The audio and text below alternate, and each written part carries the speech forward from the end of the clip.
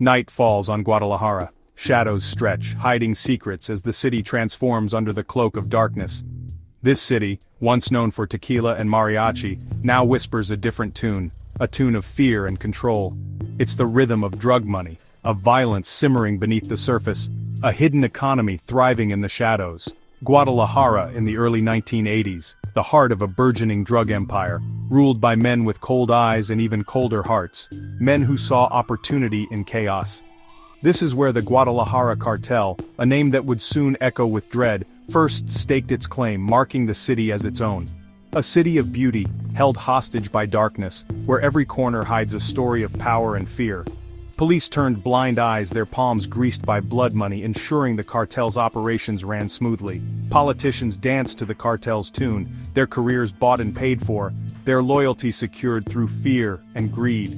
Fear became a currency, more valuable than pesos, a tool wielded with precision by the cartel. The whispers started in the cantinas, hushed conversations about missing men and sudden wealth, tales of power and betrayal. Gunfire shattered the night, a terrifying symphony of the cartel's power, a reminder of who truly ruled the streets. Bodies turned up, riddled with bullets, dumped like garbage on the outskirts of the city, a grim testament to the cartel's ruthlessness. The man who orchestrated this bloody rise to power was a cunning strategist, a phantom in a Stetson hat, always one step ahead. His name, Miguel Angel Felix Gallardo, a name that would become synonymous with the cartel's reign of terror. Gallardo understood the drug trade better than most. He was a visionary in a world of chaos, seeing patterns and opportunities where others saw only danger and disorder. He saw an opportunity in the chaos, a chance to build an empire. His mind was always working, always plotting the next move. Mexico, strategically located between the coca fields of South America and the insatiable appetite of the United States, was the perfect conduit. Gallardo knew this and exploited it to its fullest potential. He forged alliances with Colombian cartels, securing a steady flow of cocaine through Mexican territory. These alliances were the backbone of his burgeoning empire. He wasn't content with simply moving drugs. Gallardo craved control, absolute power. His ambition knew no bounds. He imposed order on the chaotic world of trafficking, establishing routes, setting quotas, and eliminating competition with ruthless efficiency. His methods were brutal but effective. He surrounded himself with a cadre of loyal lieutenants, men like Rafael Caro Quintero and Ernesto Fonseca Carrillo, who would become infamous in their own right. These men were his trusted enforcers. Corruption became their greatest weapon. They used money and influence to bend the system to their will. They infiltrated every level of government, from local police to high-ranking officials, using bribes and threats to ensure their impunity. No one was beyond their reach. The Guadalajara cartel wasn't just a criminal organization, it was a shadow government. Its tentacles.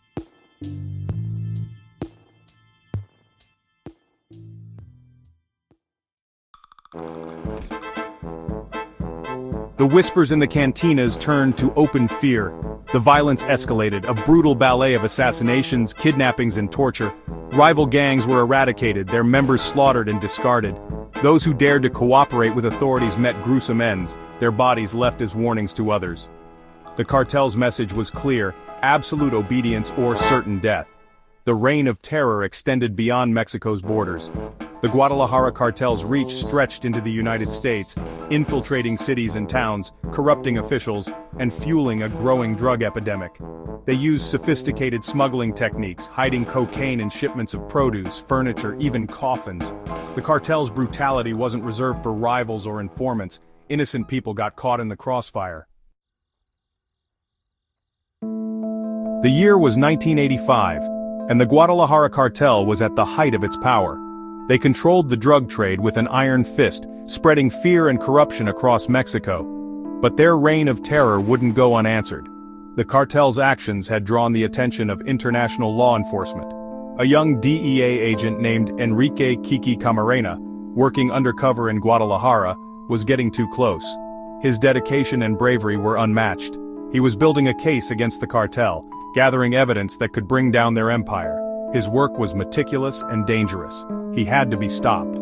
The cartel saw him as a significant threat to their operations. Camarena's abduction sent shockwaves through the DEA and the Mexican government. It was a bold and reckless move by the cartel. It was a brazen act of defiance, a declaration of war. The cartel was sending a clear message. The subsequent investigation revealed the horrifying truth. Camarena had been brutally tortured for days, his captors extracting information about ongoing investigations. The brutality was unimaginable. The United States, outraged by Camarena's murder, demanded justice. The incident sparked a massive manhunt and increased pressure on the Mexican government. The murder of Kiki Camarena marked the beginning of the end for the Guadalajara cartel. His sacrifice galvanized efforts to dismantle the cartel's operations.